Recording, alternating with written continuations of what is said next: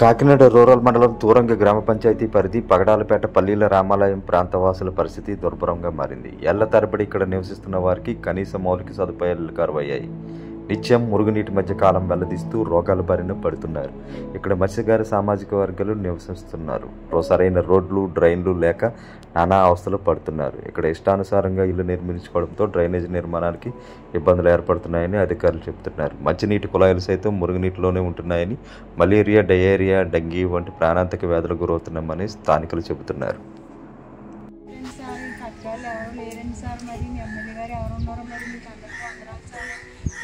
మాకు న్యాయం చేయాలి. పిల్లలతో ఉన్నామండి, డ్రైనేజీ లేదండి సార్, మాకు రోడ్లు మునిగిపోతున్నాయండి సార్. మరి ఇక్కడ న్యాయం లేరండి. ఏ ఎమ్మెల్యే గారు ఎవరు రాలేదు చూడండి. పిల్లలు కూడా న్యాయం చేయండి. మీరు పెట్టేసి పడిపోతున్నాయండి, పిల్లలు కూడా లేవలేకపోతున్నారండి. ఇక్కడ ఏమో లేబర్ ఏరియా అండి, లేని వాళ్ళు ఎడగంట తిన్నట్లు లేనట్టండి. పిల్లలు కూడా ట్రీట్మెంట్ పొద్దున్నే వెళ్ళిపోతున్నారండి. అయినా సరే లేట్ అయిపోతుంది. మేము కోరుకోవాలండి. అది మాకు కూడా సైడ్కాలు లేస్తారని చెప్పేసి కోరుకుంటున్నామండి. రామాలయంతో అంతా మునిగిపోయింది. దురతలు కూడా వచ్చేస్తున్నాయి, కాళ్ళు దోమలు కూడా పుట్టారు. ఎవరు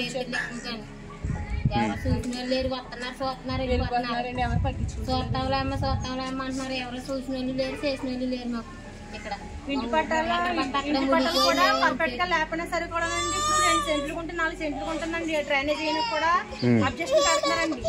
మాకు డ్రైనేజీలు కూడా కావాలని అనుకుంటున్నాడు. మరి ఒకరు వేస్తారంటూ ఒకరు వద్దంటున్నారండి.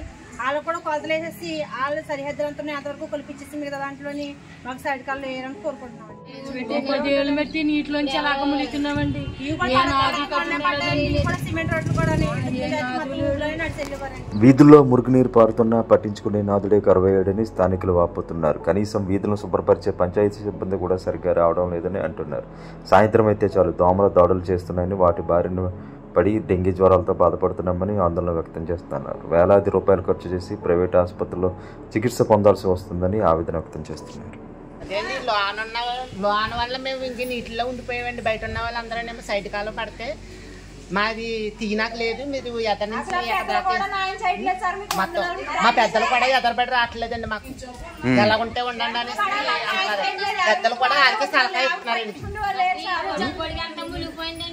ఇలా ఉందంటే మా ఊరి పెద్దలు ఎవరు కూడా పట్టించుకుంటే దీన్ని తీసుకొచ్చి ఏది చేద్దామన్న వాళ్ళు లేరు. మొత్తం ఎవరింటికి సందరాడిపోతే అప్పుడు దోమ నాకేస్తుందండి.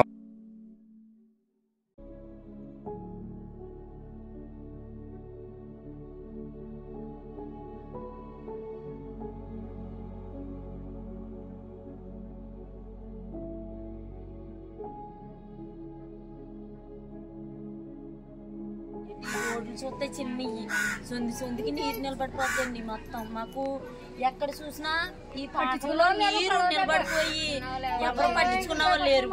ఈ పక్కకి ఎవరు రారు, తెలీదు. మొత్తం ఎవరు రారండి. గట్టి వాళ్ళు కూడా రారు. కాలం కోసం తిరిగి రావు, కుళాయిలు రావు. ఈ పేట అంతేనండి. పక్కనే నీళ్ళు వాడుకున్న నీళ్ళు తోడుకొని పారేసుకోవాలి. అలా ఉంటుంది సార్ మాది మా పరిస్థితి. అది ఎంతమంది కన్నా కన్నా తిరగలేని చోటంటూ లేదు.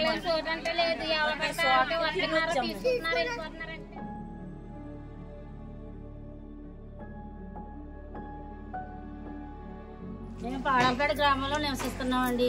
మా గ్రామంలో కాలువలు లేక పిల్లలకి అనారోగ్యంతో చాలా ఇబ్బందులు పడుతున్నాం. సైడ్ కాలువలు లేవు, అలాగే కుళాయిలు కూడా చాలా ఇబ్బందిగా ఉన్నది. మాకు గ్రామ పంచాయతీ వారిని మేము కోరుతున్నది ఏమిటంటే మాకు సైడ్ కాలువలు వేయమనేసి, కుళాయిలు కూడా మంచినీళ్ళు వాటర్ కూడా రావట్లేదు. అది మంచినీళ్ళు వాటర్ కూడా కావాలని గ్రామ పంచాయతీ వారిని కోరుతున్నాం. ఇక రిపోర్ట్లు కూడా వచ్చి పిల్లలకి ప్లేట్లెట్స్ కూడా పడిపోయినాయి. ఇది ప్రైవేట్గా హాస్పిటల్లో చూపించుకున్నాం. అవి రిపోర్ట్లు అండి. ఇవి పిల్లలు చిన్నపిల్లలకి డెంగ్యూ జ్వరం, ప్లేట్లెట్స్ పడిపోయినాయి. రోడ్డు శుభ్రాలు లేవు, మాకు కాలువలు లేవు.